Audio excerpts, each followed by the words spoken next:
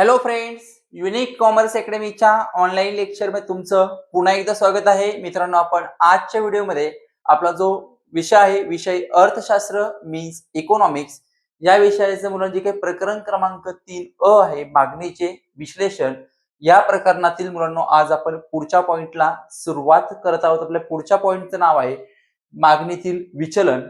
हा पॉइंट मुलांनो आपण आजच्या व्हिडिओमध्ये समजून घेणार आहोत. पण त्याआधी मुलांनो, तुम्हाला एक छोटीशी विनंती आहे. तुम्ही जर चॅनलला नवीन असाल तर चॅनलला सबस्क्राईब करायला विसरू नका, बेल आयकॉनला प्रेस करायला विसरू नका, जेणेकरून येणाऱ्या व्हिडिओची नोटिफिकेशन तुम्हाला आधी बघता येईल. तुमची जर्नी 11वी पासून तर एम.कॉम पर्यंत अशीच सुरू राहणार आहे. आणि मुलांनो, आपण मागील व्हिडिओमध्ये आपला जो इम्पॉर्टंट पॉइंट होता मागणीच्या नियमाचे अपवाद, ते आपण डिटेलमध्ये समजून घेतले होते. तो व्हिडिओ तुम्ही बघितला नसेल तर त्या व्हिडिओची लिंक तुम्हाला ह्या व्हिडिओच्या डिस्क्रिप्शन बॉक्समध्ये दिली जाणार आहे. तसेच तुम्ही ह्या व्हिडिओच्या वरती आय बटन क्लिक करून तो व्हिडिओ बघू शकतात. आणि मुलांनो, आज आपण आपला नेक्स्ट पॉइंट आहे मागणीतील विचलन. मुलांनो, आपण आजच्या व्हिडिओमध्ये समजून घेणार आहोत. मुलांनो, मागणीतील विचलन, विचलन हा शब्द ऐकायला थोडासा वेगळा आहे, परंतु मुलांनो तुम्हाला समजून जाईल. त्याचा अर्थ इतर परिस्थितीत बदल न होता. बघा काय सांगितलंय, इतर परिस्थितीत बदल न होता केवळ किमतीतील बदलामुळे जेव्हा मागणीत चढ उतार होतात. परत बघा काय सांगितलं, समजून घ्या. सिंपल आहे मुलांनो खूप. इतर परिस्थितीत बदल न होता केवळ किमतीतील बदलामुळे जेव्हा मागणीत चढ उतार होतात तेव्हा त्याला मागणीतील विचलन असे म्हणतात.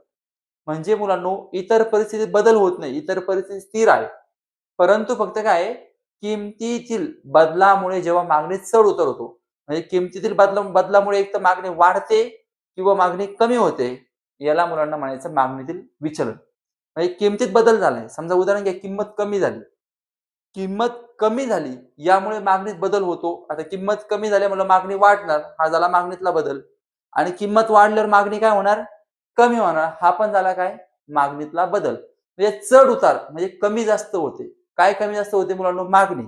कधी, किमतीतील बदलामुळे. समजा उदाहरण, किंमत कमी झाली तर मागणी आपली वाढणार आहे, आणि किंमत वाढली तर मागणी काय होणार आहे, कमी होणार आहे. यालाच मुलांना म्हणायचं मागणीतील चढ उतार होतात तेव्हा त्यास मागणीतील विचलन असे म्हणतात.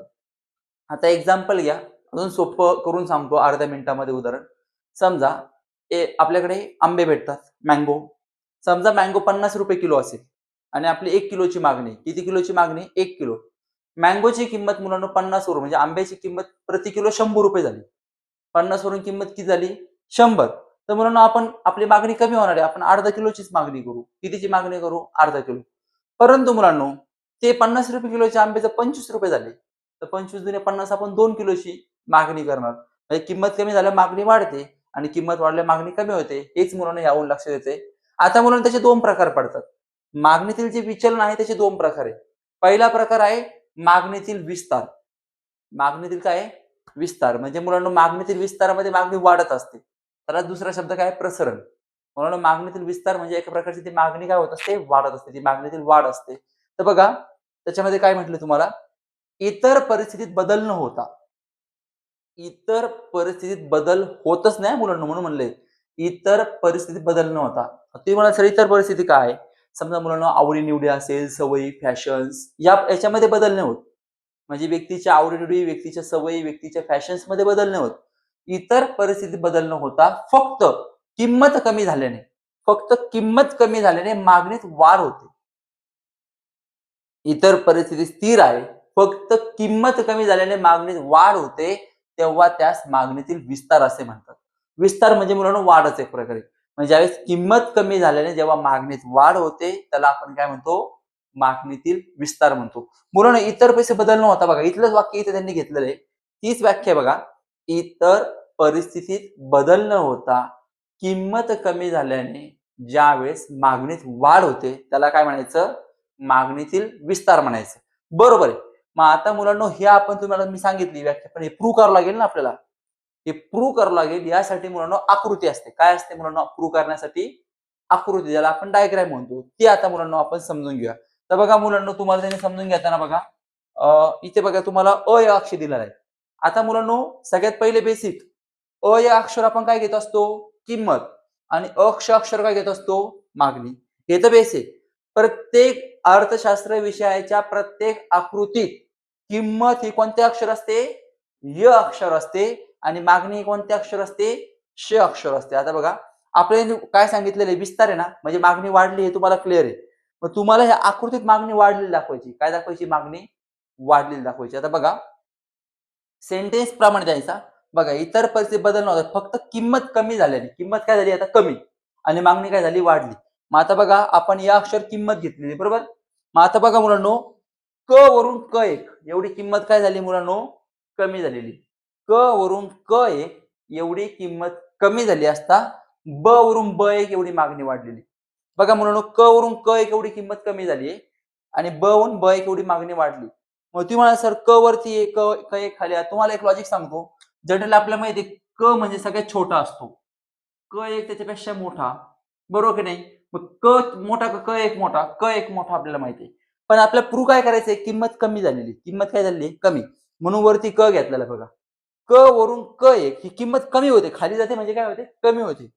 क वरून क एक एवढी किंमत कमी झालेली असता ब वरून ब एक एवढी मागणी वाढलेली. ही मागणी वाढते म्हणून बघा. इकडे वाढ आहे. ब वरून ब एक काय झाली आहे? मागणी वाढलेली. आता मुलांनो बघा इथे तुम्हाला एक डॉट डॉट केलेली लाईन दिसते बघा. ही कशाची लाईन आहे मुलांनो? मागणी वाढ. इथे काय दिसते? मागणीत वाढ झाली. बघा ही मागणी वाढ झाली मुलांनो. आता उदाहरण घ्या. आपण एक वक्र काढलाय. काय नाव आहे त्या वक्राला? म म. हा कोणता वक्र आहे मुलांनो? मागणी वक्र आहे. म म हा कोणता वक्र आहे? मागणी वक्र आहे. आणि मुलांनो तुम्ही जर बघितलं तर स वरून स एक स एक हे काय झाले मुलांनो? हे किमतीतील हे विचलन आहे. स एक हे विचलन आहे बघा. स वरून स एक हे काय आहे? विचलन. आणि हे विचलन आपल्याला काय दर्शवतंय? मागणीतील विस्तार दर्शवते. आता बघा मुलांनो स कुठे आहे? स एक बघा कुठे आहे? म्हणजे स वरून स एक इकडे मागणी वाढते म्हणून जेव्हा ते खाली येतं ना बघा स वरून स एक हे खालच्या दिशेने येणारे विचलन हे काय दर्शवते आपल्याला? मागणीतील विस्तार दर्शवते. काय दर्शवते मुलांनो? मागणीतील विस्तार दर्शवते. आता मुलांनी ही आकृती झाली. आता त्याचं स्पष्टीकरण. मग ती मला स्पष्टीकरण काय लिहायचं? तो सोप्या भाषेत सांगतो स्पष्टीकरण. पहिले तुमची लाईन असते वरील आकृतीवरून. पहिली लाईन काय असते? वरील आकृतीवरून. मग त्याच्यानंतर पहिलं वाक्य घ्यायचं. पहिलं वाक्य घेताना काय घ्यायचं सांगतो. अय अक्षावर किंमत दर्शवली असून अक्ष अक्षावर मागणी दर्शवली आहे. हे पहिलं वाक्य. की तुम्ही कोणतं अक्षर काय घेतलं हे सांगा. हे पहिलं वाक्य. दुसरं वाक्य. म म हा मागणी वक्र आहे. हा म काय मुलांनो? मागणी वक्र आहे. म हा मागणी वक्रावर स एक स एक हा बिंदू आहे मुलांनो. हा काय आहे? हा बिंदू आहे. हे बघा हा काय बिंदू स एक हा बिंदू खालच्या दिशेने येणारे विचलन. आता हे खालच्या दिशेने चाललंय ना एक. एक खाली. स2 स3 एक मोठं आहे आपल्याला माहिती पेक्षा. मग एक हे खालच्या दिशेने येणारे विचलन काय दर्शवते आपल्याला? मागणीतील विस्तार दर्शवते. म्हणजे मुलांनो जसं आपण खाली खाली जाणार तसं मागणीचा काय होणार आहे? विस्तार होणार. मागणी विस्तारताना काय होते बघा इथे ब वरून ब एक विस्तार आहे की नाही? मग बघा स कुठे आहे? ब ला आहे आणि स एक कुठे आहे? ब एक ला आहे. म्हणजे ही मागणीचा हा विस्तार आहे की नाही? हा विस्तार दर्शवते आपल्याला. काय दर्शवते? मागणीतील विस्तार दर्शवते. म्हणून बघा तुम्हाला इथे म्हणलंय स एक मागणीचा विस्तार आहे. काय म्हणून काय दर्शवते? स एक आपल्याला मागणीचा विस्तार दर्शवते. विस्तार म्हणजेच एका प्रकारची ती वाढच असते. काय असते मुलांनो? वाढ. आता मुलांनो दुसरा पॉइंट आहे. पहिल्या पॉइंटच्या अगदी अपोजिट विरुद्ध दुसरा पॉइंट आहे मुलांनो. बघा दुसरा पॉइंट काय आहे? मागणीतील संकोच. मुलांनो संकोच म्हणजे आपण ज्याला म्हणतो की कमी होणे. मागणी काय होते मुलांनो? संकोच म्हणजे कमी होते. विस्तार जशी वाढ होत असते संकोच म्हणजे काय होते? एक प्रकारे घट होते मागणीत. काय होते मुलांनो? घट होते. त्यालाच आपण आंकुंचन म्हणतो. बघा इतर परिस्थितीत बदल न होता. तेच वाक्य. इतर परिस्थितीत बदल न होता फक्त किमतीत वाढ झाल्याने. आता इथे किंमत वाढली बरं का उलट आहे. तिकडे किंमत कमी होती. किमतीत वाढ झाल्याने ज्या वेळेस मागणीत घट होते. घट होते म्हणजे मागणी कमी होते. म्हणजे किमतीत वाढ झाल्याने मागणी कमी होते तेव्हा त्यास मागणीतील संकोच असे म्हणतात. बघा मुलांनो इतर परिस्थितीत बदल न होता. इतर परिस्थिती म्हणजे काय? व्यक्तीच्या आवडीनिवडी, सवयी, फॅशन्स यामध्ये बदल न होता फक्त किमतीत वाढ झाल्याने मागणीत घट होते तेव्हा त्यास मागणीतील संकोच असे म्हणतात. आता आकृतीमध्ये बघा तुम्ही बघितलं तर अ अक्षर काय घेतले म्हणून आपण? किंमत. अ अक्षरावर किंमत दर्शवली असून अक्ष अक्षर काय घेतले आपण? मागणी. पहिलं वाक्य तुमचं फिक्स आहे तसंच. अ य अक्षरावर किंमत दर्शवली असून अक्ष अक्षर काय घेतले मुलांनो आपण? मागणी दर्शवली आहे. आता बघा काय झालंय, आता तुम्हाला जसं मी सांगितलं क पेक्षा क एक मोठा आहे. परत आपण त्याकडून क 2 त्याच्यापेक्षा मोठा आहे. बरोबर की नाही? मग आता बघा, इथे बघा किंमत आता वर जाणं म्हणजे वाढणार आहे बघा. क वरून क 2 बघा, क वरून क 2 एवढी किंमत वाढली. म्हणजे मुलांनो ही वर चालली ना क वरून क 2 म्हणजे ही किंमत काय झाली? वाढली. इथे त्यांनी ते सांगितलं ना बघा किमतीत वाढ. पहा क वरून क 2 किमतीत वाढ झाली. आपण वाक्याप्रमाणे जायचं. जे वाक्य आपण बोलतोय हे आपण सिद्ध करतोय. काय करतोय आकृतीद्वारे मुलांनो? सिद्ध करतोय.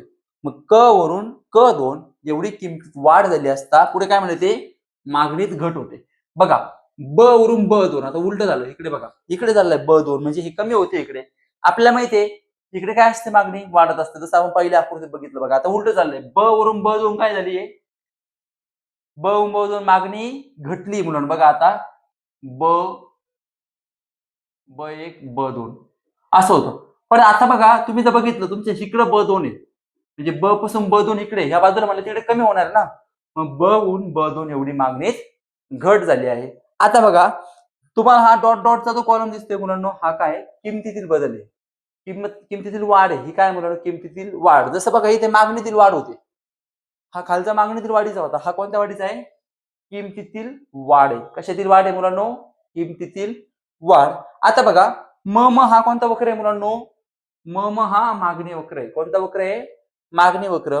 आणि आता तुम्ही जर बघितलं मुलांनो, आता तुम्हाला बघा स वरून स2 स वरून स2 मुलांनो हा काय दर्शवतो आपल्याला? हे मागणीतील हे विचलन कोणत्या बाजूने कोणत्या बाजूला चाललंय विचलन? उभ्या म्हणजे वरती चाललंय ना. मग मुलांना हे विचलन आपल्याला काय दर्शवतं? मागणीतील संकोच दर्शवतं. स सोद स2 स स2 हे मागणीतील विचलन आपल्याला काय दर्शवतं? मागणीतील संकोच म्हणजे मागणीतील कमतरता. बघा स म्हणजे ब आणि स2 म्हणजे ब2 आहे. पण ब2 कोणत्या साईडला आहे? डाव्या साईडला आहे की नाही? म्हणजे इकडे कमी होते. उजव्या साईडला मागणी वाढते. बघा इकडे उजव्या साईडला होतं, ही मागणी वाढते. आता इकडे एरो बघा. हा एरो बघा तुम्ही, हा एरो बघा. बघा हा इकडं उजव्या साईडला मागणी वाढते. डाव्या साईडला मागणी काय होते? कमी. म्हणजे मुलांनो तुम्ही जे वाक्य लिहिलेलं आहे, ते वाक्य तुम्हाला प्रूव्ह करायचं आकृतीद्वारे. काय करायचं आपल्याला फक्त प्रूव्ह करायचंय. आता मुलांनो सेंटेन्स काय घेणार? पहिलं सेंटेन्स य अक्षरावर किंमत दर्शवली असून अक्ष अक्षर मागणी. 2 नंबर सेंटेन्स मुलांनो हा मागणी वक्र तुम्ही सांगणार. हा मागणी वक्र. हा मागणी वक्र बिंदूस स2 हे विचलन मागणीचा संकोच दर्शवतोय की नाही? स2 वर चाललंय ना म्हणजे संकोच हा वर जाणार. खाली येणार काय असतो मुलांनो? खाली येणारा हा मागणीतला विस्तार होता. बघा इथे खाली आलं होतं, हा विस्तार होता. हा वर चाललाय म्हणजे हा काय आहे? मागणीतील संकोच दर्शवतो. तर अशा पद्धतीने मुलांनो आपण मागणीतील विचलन ही जी संकल्पना होती समजून घेतली. बऱ्याच वेळा मुलांनो तुम्हाला बोर्डाच्या परीक्षेमध्ये फरक स्पष्ट करामध्ये हा प्रश्न येतो. त्याच्यामुळे आय-एम-पी करून ठेवा. फरक स्पष्ट करामध्ये कधी आला, तुम्हाला आकृती पण तिथे प्रूव्ह करावी लागते 1 मार्काला. त्याच्यामुळे सोपं आहे. फक्त 2 प्रकार आहे विस्तार आणि संकोच. विस्तारमध्ये मागणीत वाढ दाखवायची, संकोचमध्ये मागणीत घट दाखवायची. पण त्यासाठी सगळ्यात आधी तुम्हाला काय माहित पाहिजे? अक्ष माहित पाहिजे. कोणत्या अक्षर आपल्याला काय घ्यायचंय. त्याच्यामुळे आपलं पहिलं वाक्य विसरायचं नाही. तर मुलांनो तुम्हाला व्हिडिओ आवडल्यास चॅनलला लाईक, शेअर आणि सबस्क्राईब करायला विसरू नका. Thank you.